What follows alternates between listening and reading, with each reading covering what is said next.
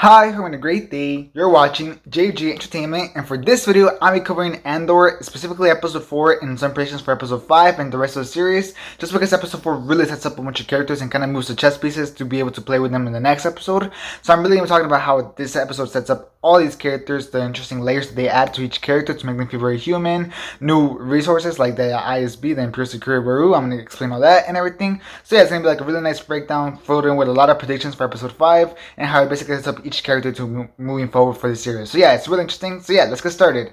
And the first character I want to start with, because I think she got the spotlight the most, was Mon Mothma, which is the senator, the girl senator, which was obviously seen in Rogue One. She was also referenced in Rebels, and she was actually in Rebels for a little bit. So yeah, we've obviously already seen this character. We know that she's not gonna die in the series, but it's interesting how they add a lot of different layers to her, because she's never really been a layered character. And so now we're finally to see more of her layers and everything. So obviously we know that she's a secret spy for the rebellion, and she's like the one in the most danger because she's like right in front of everybody. She's the one that's doing everything right in front of everybody, while everybody else is like doing it behind the scenes. She's like doing it right there in front of everybody because she's a senator, you know what I mean? So it's really interesting, and it's really interesting that she's the one that steals the funds from the Empire, which is interesting how the Empire is technically paying for the rebellion, because she's stealing all the funds from the Empire to be able to give it to Luthen, and then he pays his people to go on with the rebellion and everything, which is really interesting. I'm like, okay, that's a really cool way to kind of set up where they get their finance, because you're always like, where do they get all the finance? Well, that's an interesting way that the Empire secretly pays for it. That sounds really cool to me. I think that's really awesome. So we really do see that layer. We see how the way that she kind of gets rid of the driver, and we see how like they're actually adding a lot of different spies to all the senators and everything, and you know the driver is one of them and everything. And that's really interesting and just kind of cool to just see how the Empire is really being cautious about it, and how they really have suspicions about everybody, and how they kind of get rid of the driver with like Luthen's assistant going to call him, and then Luthen brings her all the way to the back only for a small second, and they go back out. I think that's really interesting. I really like that. It felt very spy espionage thing, and I think it's like a really smart writing thing. I'm like, yeah, that would happen. That the Empire definitely doesn't seem stupid and everything. So yeah, all that with her was really awesome. But beyond that, we also got her husband. We got to meet the husband that she has, which is, by the way, is really trash. Like, I think the husband is a terrible person. You know, he kind of like invites all the opposing side of basically the democracy there, to come eat, which is interesting. And the ones that I think they took like away the supplies for a bunch of people, and they're gonna let people starve, I think, something like that, which is like really bad, you know what I mean? So it's interesting that the husband decided to invite them and everything. And I was like, don't worry, we're gonna be in the fun side, you're gonna be in the boring side. That was like really douchebag of him. But I did find this addition of the husband being kind of like against his wife's beliefs really interesting, and a really nice exploration of themes that Tony Gilroy is really exploring with the show, which is that the fact that, you know, not family isn't always going to be working together to kind of like, oh, take down this thing. They're never going to agree with their beliefs. So interesting that the husband really does believe in the Empire, and he loves the money and everything, while she's really compassionate about the people, the lower working class, the people that are suffering, the people that are getting starved without food and everything. It's really interesting how they kind of explore that, because maybe they were loved ones, maybe they were really happy with together at a certain point, and maybe we were going to see that in the show, but because of the beliefs, of political beliefs, they turned away. And maybe, who knows, maybe he might out her out or something. That would be very interesting, and I think they could really play into her that really awesome, because I definitely think that at some point she's gonna have to like confess to him what is going on, and then he's probably gonna out her out, and it's gonna make for some really interesting and compelling writing in the show. So that's my theory for her going into the series. Probably not like next episode or anything like that, but like towards this season, I think that's what's gonna happen eventually with her character, and I think it'll be really interesting to just see that happen. Also, another thing we kind of learned in this episode, which I thought was really interesting, was that the rebellion is not together at all. In fact, Luthen kind of mentioned how Andor basically fought in a already kind of a rebellion type of thing, and you know how they basically fought against another rebellion, which is really interesting. So the rebellion is not together. There's a bunch of different groups. So I thought that was really interesting. So I think that this series, you know, the series is supposed to take place, like the season 2 was supposed to end right before Rogue One. So I think this series will explore how the rebellion kind of ends up finally bonding together to work against the Empire. I think that's going to be another interesting exploration. I don't know if they're going to do that this season or if they're going to do that next season. My guess is that they're probably going to end the season with the rebellion already together, so they're going to put everything in peace. Like, I think Mothma is already going to be out of senator due to like her husband out on her out or something, and the rebellion at the finale is finally going to come together, and then season 2 is going to be all about the rebellion growing in its strength and everything, whereas this one's more of like the origin of the rebellion coming together. The next one's going to be like, okay, it's already together, now where's the goal to actually be able to match the Empire. So I think that's probably going to be a really cool thing. I think that's just really nice how they set that up by saying that Andor fought on a certain rebellion earlier, and how he fought on the rebellion, and basically like his origin about how he was cooking and everything. I thought that was really interesting. So yeah, I thought that was pretty awesome. Now moving on to another character that I think also got set up really nicely, and that's going to be Dedra Meero, which is this girl right here, who is like working for the ISBA, which is the Imperial Security Bureau. And basically what Tony Guerrero said about this is that it's basically the FBI of the Empire, which is really interesting. It's a top secret spot. There's like the FBI, the Secret Service. He said that's basically what it is. It's like the top thing that they have over there for security. Even though like the guy in the episode said it's not security. We're not here for security threats. We're here to kill insects or to kill sickness. There you go, to kill the sickness. I thought it was a really nice speech, by the way. He was really awesome. Really great writing on his character. I thought it was really awesome. But anyways, Dedra Meero got set up really interestingly because basically it's just basically getting depowered. They're trying to like bring her down. And I think part of that, it has to go with the theme, because the show has definitely explored so many themes, racism, all that stuff. And I think one of the themes that they're trying to explore with her is how sometimes girls in positions of power still get kind of like put in less than the men, even though in the same position of power. They kind of get demoted a little bit towards the men. I think that might be an interesting inspiration they're trying to explore this character. But also beyond that, I saw an interview with Tony Guerrero where they mentioned how this character's gonna have to do a lot of more work to get to the point where she ends up getting to, compared to the men, which is really interesting, and that she's gonna have to do a lot of stuff that she's not proud of, which is really interesting. I am very curious to see how they're gonna take her. I'm curious if she's gonna stay in the Empire.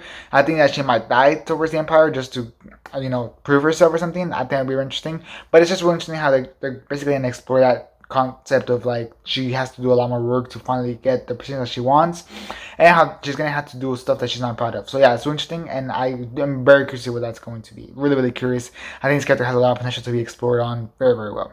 Now I went on to another character that wasn't in this episode that much, but was in the first 3 episodes a lot, and that's going to be Syril Karn, which we saw kind of getting completely removed out of his spot, and in fact the whole sector that he was working for got completely removed, and now it's all only going to the Empire, whereas before it was like some other companies that they would hire for security.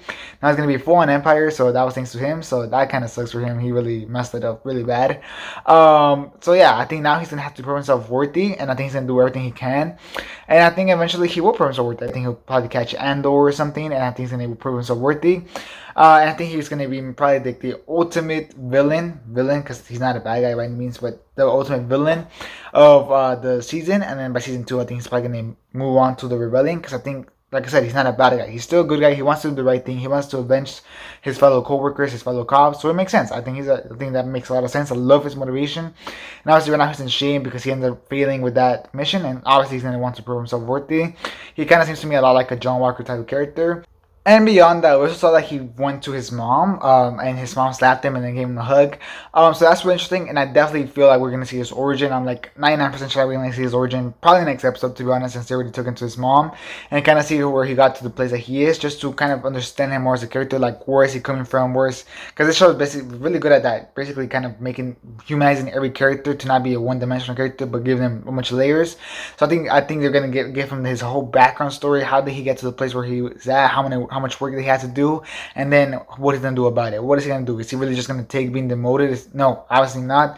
So what's his next step? I think it's gonna be really interesting. So we'll see where that goes. I think that could be pretty awesome.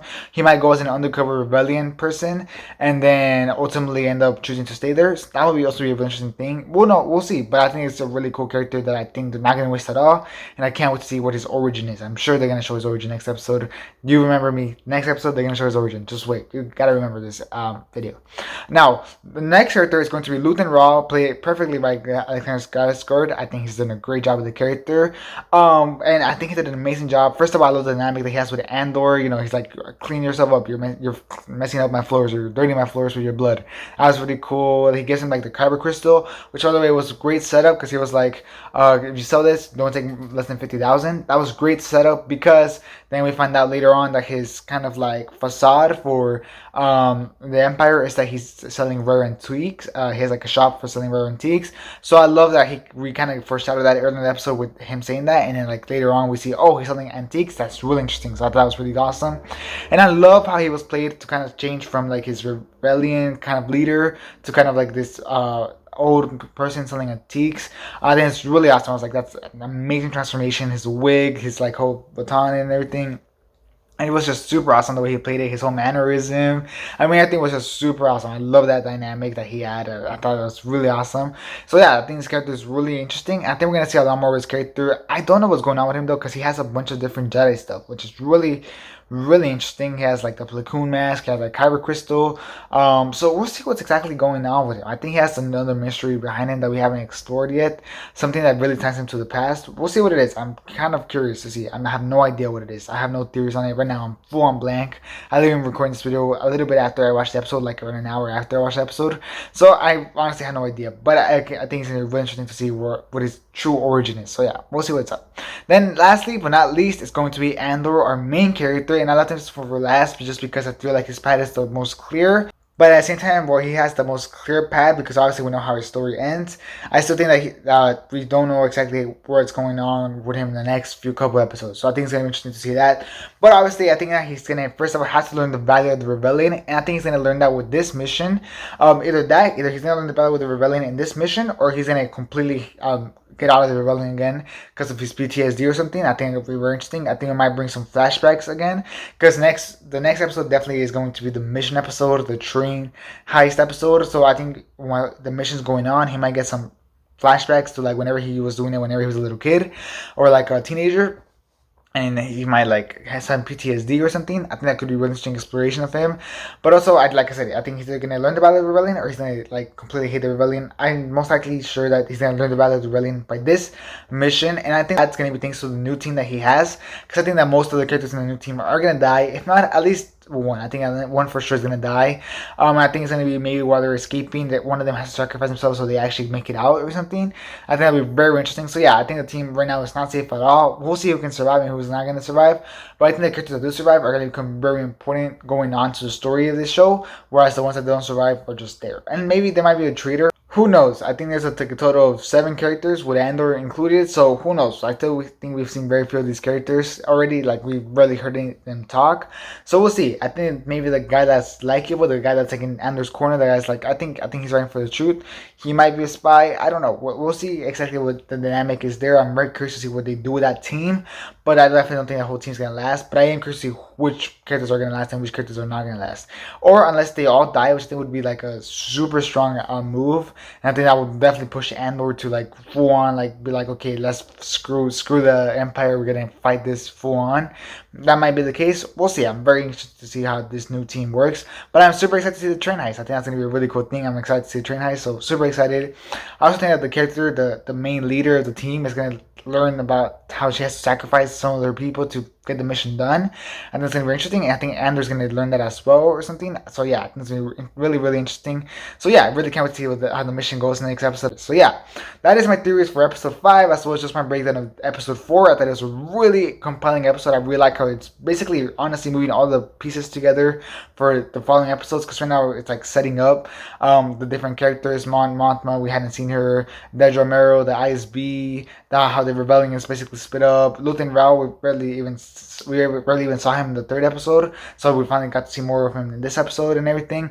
So they're really setting up the episode, the new team, the mission. So I think it's really interesting how they're setting up everything to really come together for probably the next episode, where I think it's going to blow up and cause even a stronger blowback and everything. So yeah, I'm really, really excited. Tell me what you thought about this episode down in the comments, and which character did you like the exploration of the most? Did you like what they did with Mon Mothma, with her husband, and how she's a spy in front of everybody, how she's funding? I'm very curious. What are your theories on Syril Karn after he's been demoted? I'm super, super curious. So tell me that down in the comments. I'll definitely want to read them and respond. As well as just leave a like, enjoy this video. It would be very helpful. So please leave a like and subscribe for all our content, Star Wars, Marvel, DC, shows, movies in general. Subscribe for all the content that I'm sure you're going to enjoy. And yeah, that'll be it for this video. Thanks for watching. Hope you have a great rest of your day. And this is Entertainment out.